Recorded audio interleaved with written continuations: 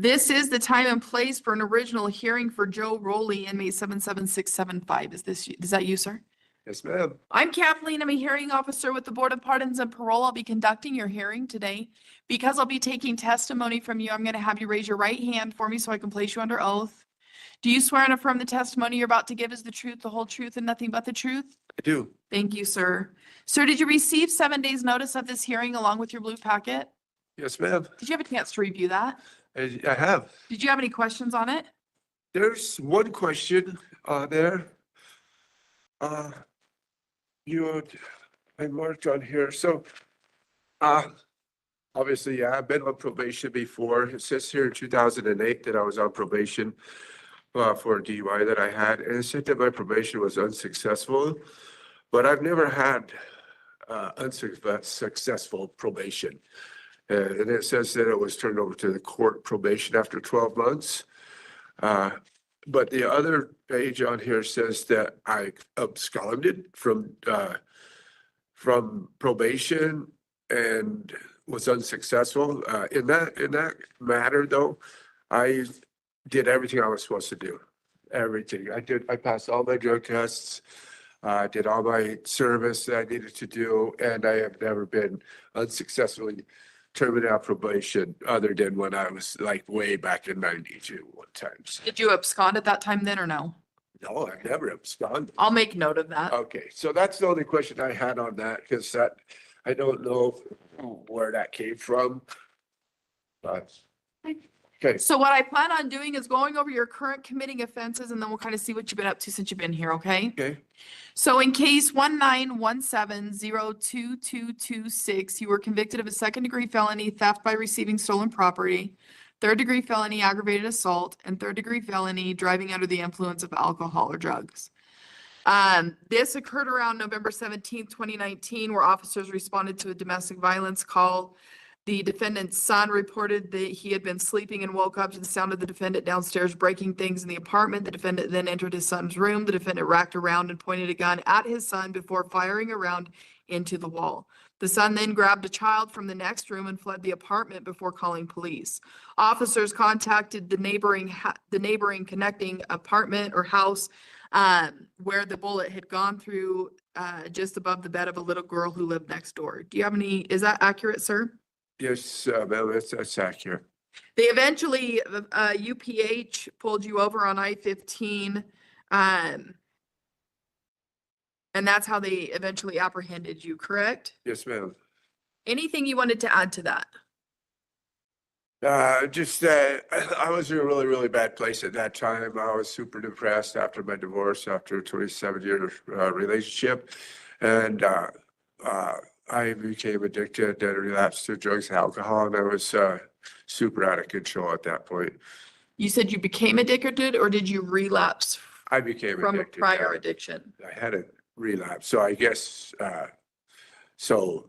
you'd call it a relapse, because I was clean for like 14 years during my marriage, and I had problems when I was younger, but then I was clean. And so after I got divorced, a really hard time, and drugs and alcohol led me to do a lot of I did a lot of things, took, I guess, my choice Okay. was not good, things that I was doing and how I was living. And Okay. so, that's what happened there. There was a lot of other issues also. The issues at hand there, me and my son have a really good relationship ever since then. We've got back to, close. He's seen a change in me since I've been here in prison. And he's been more, he was kind of withdrawn before, I guess you would say, and I understand why, but I think that now that he sees that I'm changing and I'm not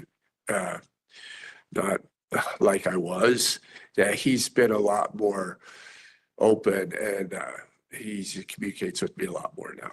So In case 211-700-367, you were convicted of second-degree felony sexual abuse of a child. This occurred when on February 10th, 2021, where officers received a CJC interview from the Weber County Attorney's Office, where it looks like the victim in this case stated that her father had molested her. She went into detail about the molestation. You guys had been laying in bed next to each other, which is not something that was uncommon. What was uncommon was she stated that while she was sleeping, she woke up to you putting your hands down her pants and stated that you put your finger in her vagina. Is that accurate, sir? Yeah, yes, ma'am. Anything you wanted to add to this? Uh, no, I don't know if you've read the file and my statement about all that. What I wrote in there is true, correct. And I have not been able to do anything about that other than my own actions and how I make choices from now Okay, in the future, you know, and been trying to fix that, but I can't do anything towards that because I have no contact, obviously, right. with her. So, but I mean, for myself, personal stuff, I've been doing all I can do to try learn and develop skills to not do these things and, you know, become a better person. And so with that, I see that you have a lewdness charge from 2019. Tell me a little bit about that. What was the situation there? So that situation, I was down at the lake going to go fishing one morning, was in the process of getting dressed in a fishing gear, and the officer showed up there. There was some pornographic material on my phone at the time, and he gave me a possession of methamphetamine, or no, paraphernalia ticket and a lewdness ticket. Okay, what were you doing? Like I said, I was in a process of changing over, so at the Okay. time I was just in my underwear, so. And then I see in your juvenile history, you had a sex offense back then as well, correct? Yes, ma'am. That was back in 1991, so it was a long time ago. What was the situation with that? That was a situation that was with my brother's his son, yeah. And I don't really recall a lot about that because it's been so many years ago. Right. But there was something that did happen way back there, unfortunately. You said it was your brother's son? Yeah. Okay. And the reason I ask about that is just because it shows that there is a history, right, of sex offense. And so I like to ask questions about that for potential, what are things going on? What typically triggers you? And I know there's been long duration periods between these offenses, but are there similarities from that offense, from your original offense to this current offense? Like, were there times that, is it stress that triggers this? Is it emotional situations that you're going through? Because I know you said, and we've received a lot of letters of support who address this current situation of you were going through a lot of stuff at this time and so on and so forth. Yeah. So way back 90, whatever that was probably due to a lot of developmental type skills I didn't have, I guess, and immaturity, and maybe stress played part in that too. This new factor though, like I said, I don't know if you read the file or not though, but it was really common for me and my ex-wife to sleep really close together all the time like that. So I really don't want to know the details about it, but what happened this last time was an accident that shouldn't have happened. And I do believe that my daughter would say that same thing, that the wording was changed a little bit from her CJC interview from what I've seen. And I'm not defending or not trying to say that nothing happened, because it did. But that was a one-time thing. And, you know, it never happened again. And it never happened after that, because that was like in 2019. And when all this came about was like in 2020 something. And her mom, she had told her mom, and her mom had known. Right. I can't prove that now, but Yeah, and I read some of that she stuff had for sure. known, you know, and they didn't do anything until Angela was almost killed. And I think Julie was afraid because I was on drugs and I wasn't the person that I was before, right? And I think she was afraid. I don't think she was afraid necessarily of that. Maybe part of it, I'm sure, right? But I was with her many times after that. And nothing ever happened after that, you know, like when she was with me, she was happy, I thought, you know. Yeah. We have a good relationship. Ever since then, I have not even been able to say hi to her. And so unfortunately, something did happen, but it wasn't something that I was out looking for or trying to, you know what I mean? Because like I said, it's just an unfortunate situation. It's not unfortunate. I don't know what word I'm looking for there, but Okay. it was terrible. And I realized the damage that it's done to her and everybody else that's been involved and me, and just, it's like, it just like keeps going and going. And like, I know that I should be punished. And at times I feel like maybe I do need to be in prison for all these years, you know? But then at the same time, when I, like, my mind's more clear and I'm in a way better place than I was. When I think about it now, like, in a way, I feel like I deserve to be happy too, right? And I've been trying to take all these steps to better myself, but it's like, it's kind of hard for me to say what I think should be done, because had that been a different type situation, like, that was my daughter or whatever, you know, I mean, like, Right. if it was, you know what I mean? Had it been somebody else, you know, I'd probably be like, yeah, you should do, 15 years in prison, you Right. know? And I do feel like I need to be punished. I'm not saying I don't, but this is something I guarantee would never happen again. Tell me how long you've been off substances. So I got divorced 2019. I think it was final in 20. When I moved out, like November, December or so of 19, I started using drugs. First, I started drinking and using drugs, and I became heavily involved. I became addicted to drugs in no time. Uh, and I hadn't ever really stopped. Even when I was in Davis County, there's a lot of drugs Right. in facilities, and I don't want to put anything on blast, but there's lots of drugs in facilities. There's even this one here. If somebody wants to use, they'll be able to use. In Davis County, I was still at times using, and when I got out, I still was in a situation where I think I was a deal. I use drugs, I could keep failing and relapsing into drugs, and that's what happened when I got out for the 2 months. I was doing everything I needed to do, other than I was doing drugs. I used some methamphetamines, and that's my problem. My drugs and alcohol, I know, it's my main problem. Like, Right. all these classes I've done and all this stuff, and like, I get everything out and open, and then we discuss things. And everything always points back to the drugs and alcohol. Had I not had drugs and alcohol in my life, I'd be, probably trouble-free. So, Right. so, So I have a disciplinary from June 28th, 2024, abuse, misuse of medication. Tell me about that. so that I was given a Rimrod. It's some sort of depression pill that helps for sleep, and I was given that, and I hadn't taken it.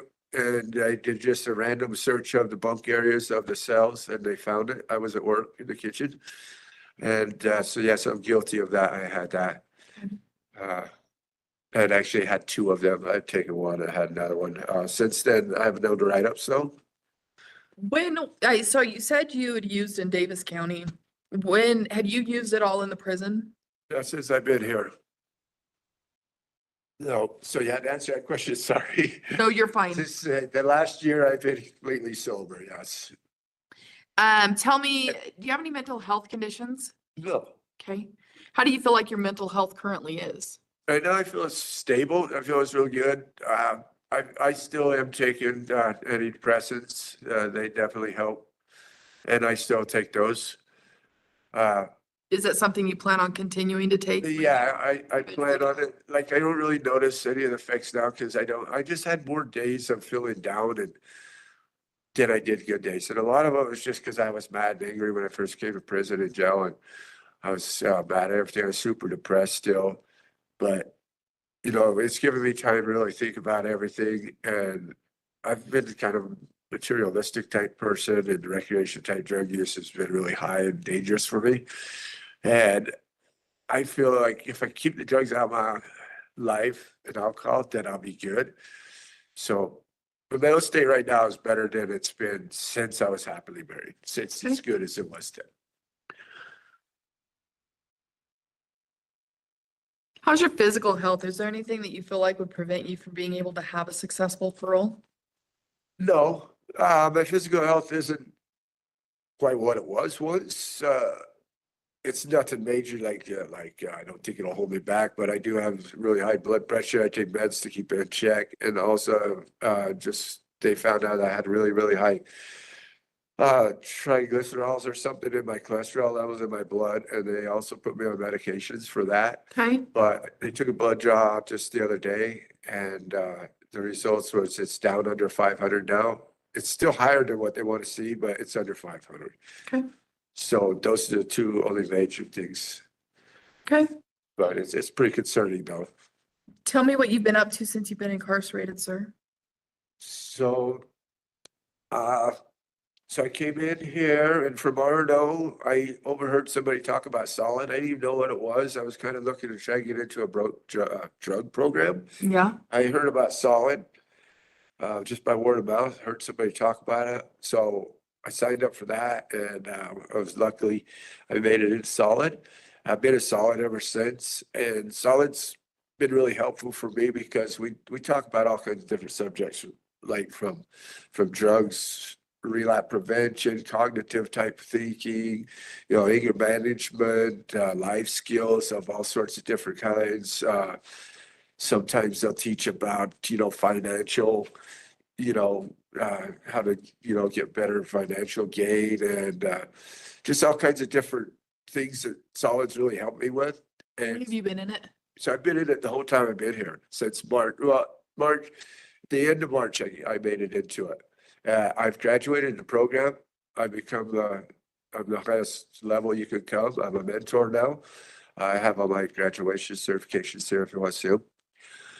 And I've taught many. We have to teach one a month, one seminar a month, and we do 2 seminars a day, and then we do core classes every day too. And if you're not a worker, you have to do 4 and 4. If you're a worker, you can do 2 and 2. I've been a solid the whole time. I've been doing really good. I've done everything in there.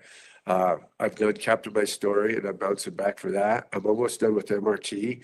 I don't know if it shows on your own track or whatever, but I Miss see that Johnson, you've been in MRT since December. yeah, Miss Johnson, she teaches that. She said that I asked if she could write a letter just saying that I was doing it, but she says that you guys will be able to see it. So I'm doing MRT and I tried to get into green and do some drug programming and stuff before, but I was told by my caseworker that I couldn't get into green until I was contention, right? So a lot of these programs, I didn't even know we offered here in the prison. It's my first time here. And a lot of it I didn't know about, find out about until I started fishing for things and going to church is how I found out about a lot of stuff, going to church. And so if I'd known that, I would have tried to get into a drug program or get it over to green, right? But I thought I couldn't until I was contention. And then, so in Davis County, I graduated, I got my real diploma. And I did all the CASA testings and everything out here. I've been trying to get into college, but there's such a long list to get into college. It's almost like a lottery system, if you would. And each time I have not gotten in. There's been 3 open enrollments since I've been here. Right. So I'm trying to do that, and I'm trying to do more than just solid, so. But those are the only things that I've completed. I go to most. Well, and it shows that you've been active and doing stuff and not just sitting around and. I'm trying to do my best and learn, and I have. I never thought coming to prison. So now I realize it's been a learning experience for me, right? When I first came in here in prison, I didn't know what to think. I thought, oh, geez, prison, that's gonna suck. It's just gonna be, Well, I didn't really know what to think, I guess. Right. But since I've been here, and I think I've been lucky because I've been in the solid program, and there's a lot of things I've learned, a lot of skills that I've learned here since I've been here. That's good. We've got a few minutes left. Tell me, if you are paroled, what is that going to look like for you? Tell you the truth, I'm super excited to try and be given a chance to get out there and to get my life put back together. But at the same time, it's going to be, I understand it's going to be tough at first, because there's a lot of things I got to do. And it's sound petty or might sound simple. But I mean, so I gotta get my driver's license back. I gotta find a place to live, I gotta get, Would you need to go to a halfway house then? I don't know. I do have a place that I could go to What's the relationship? it's my sister. I could go with her. I have that address if you would like it too. No, this is live stream, so it's just more of, do you have a place to live? Who's the relationship with? Do you have job lined up, programming lined up? What is that gonna look like? Okay, so on that note though too, so I've been working with the church and the church has a lot of resources to help us out. And I've been talking to the Frasers, which are the ones that help on your reentry plan. And they put me on the list for a place to stay there and they've told me so they can't really do anything until I've got out. Right, But they say if I get a chance, then they'll like kick it into gear and then they can help me with all kinds of different stuff like clothing, bus passes, stuff like that. So I can get to and from my probation Right. officer. And then, because I know I can find a job and I know I can, with my skills in masonry and stuff, I know that I'll be able to just get a job. It's just that first part that, tell you, like I said, it scares me because there's a lot I gotta do, right. And Overwhelming. so I know I can do that.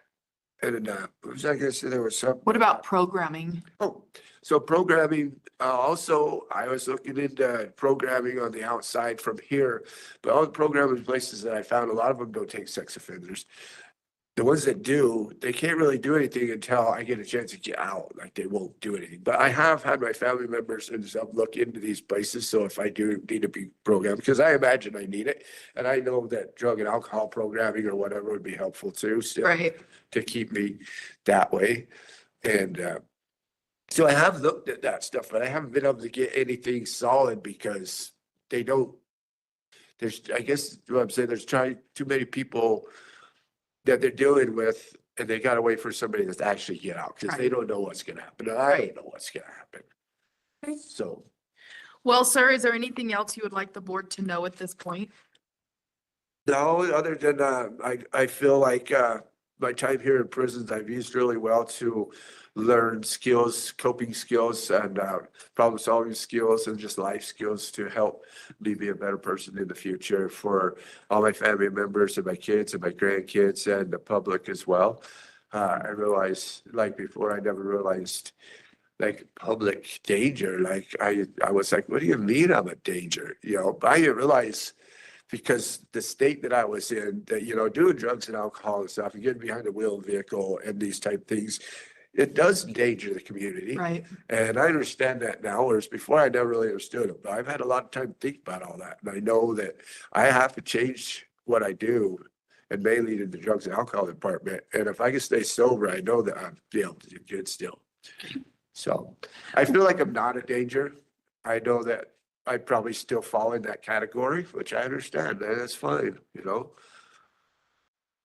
okay. Well, sir, what I plan on doing is taking the information we discussed today, compiling that into a report and submitting that to the board. Okay. The board is made up of 5 members. It takes a majority vote for them to make a decision in your case. It usually takes about 2 to 4 weeks for them to get that decision out to you. You do have a 57-month guideline, which puts you at February 28th, 2026. That guideline is what it is. It's just a guideline, meaning the board can go below that, on that, or past that, depending on if they want to see you complete something prior to parole. They will take into consideration the things that you have completed. You do have a 1,009 days that you were given credit for time served, which is why the board guideline is so close as of right now, because that goes towards that guideline. You do have a 15-year top, which puts you at June 6th, 2036. That is the length of time the board will have jurisdiction over your case, given there are no other further offenses. Do you have any other questions for me, sir? No, I think that's it. I do have a question, I guess. So I've heard about Pater and stuff. When you get out, they can help you. But my question is can sex offenders qualify to, Qualify for what? for Pater? It's a program that they help you, That I'm not sure. You would have to, APMP is really going to be your lifeline when you get out on parole. They're going to be able to give you all the information you need to be able to navigate, especially as a sex offender, and what you can't do, so on and so forth. One of the things as a sex offender, you'll have sex offender A conditions, which means you won't be able to be around kids. Right. I know that. And at some point, if your daughter is wanting to reconcile or whatever, that too is its own process in being able, that goes through a therapeutic process clearly with APMP as well, to have that reunification type of a thing. So, I mean, there's steps that you have to go through and so on and so forth. Having the sex offender thing on there is going to be more of a challenge for you, just in that regard, but they'd be able to give you that information. Plus, the transition team, once you do get a chance to parole, would also be the one to be able to help you with that stuff and get you information on that. All right. So, another thing is, I know that I probably still need more help. I've learned a lot here, like I've stated, but I would be willing to do treatment and that stuff too still. If needed, I'm sure there'll probably be continued treatment. So, I mean, I'm willing to do all that stuff too. I don't have a problem doing it. Yeah, and I'll put that in Right your there. report as well. I re-listen to all of my hearings when I write my report, so I make sure and get all the information. Okay. Okay? So do you want to see any of these certificates? If you want to, you can actually leave those on the table right there, and then they would be able to scan it and send it to me, and then I'd be able to upload it, and then you'd get your originals back. Okay, no, one more thing. So, one of the CPSSs in that section of there too, he's certified peer support. And anyway, he put in for something because I've graduated the program. I guess I could do a special attention hearing. I don't know what's going on with that, but I just wanted you to know that I have been recognized, that I've did a good job and solid, For sure. and that they're looking at me to be a mentor or